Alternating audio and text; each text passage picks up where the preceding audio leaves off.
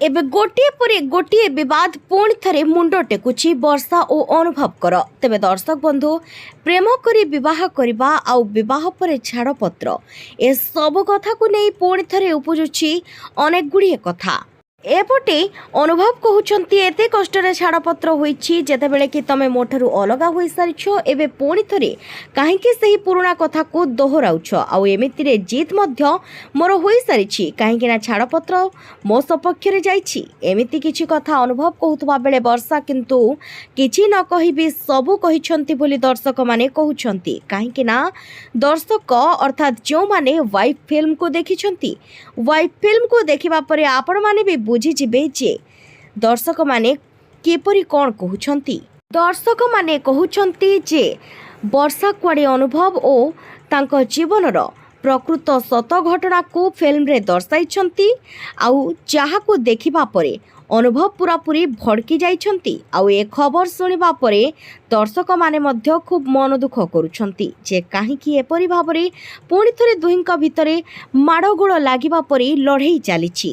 Social media रे दुहिंकु नहीं वर्तमान समय अनेक आलोचना और समालोचना देखा मिलूँ।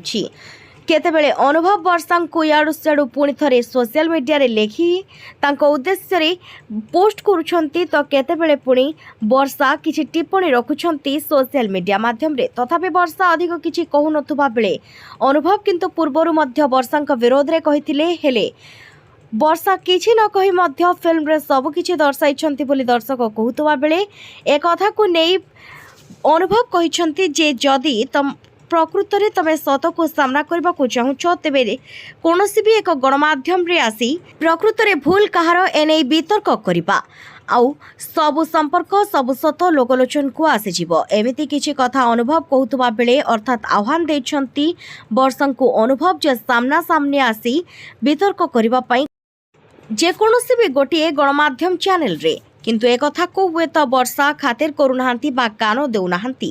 एमिति किछि कथा अनुभव कहबा परे वर्षा एनै किछि भी उत्तर रखी नाहांती। तेबे दर्शक बंधु, ए सबु भितरे भी लोके केवल गोटे इच्छा रखिछंती जे दुहें पुणी थरे सब किछि समाधान करि देई पुणी थरे एकाठी होई जांतु, आउ पुणी थरे दुहेंकर फिल्म आसीबो आउ खुशी रे घर संसार करिवे। एमिति किछि लोके कहूतबा बेले दुहेंक मध्यरे किंतु सेमिति भल पाइबा वर्तमान आउ देखा जाऊ नाही। देखा जाऊ ए घटना आगु को केउ मोड़ नेउछि।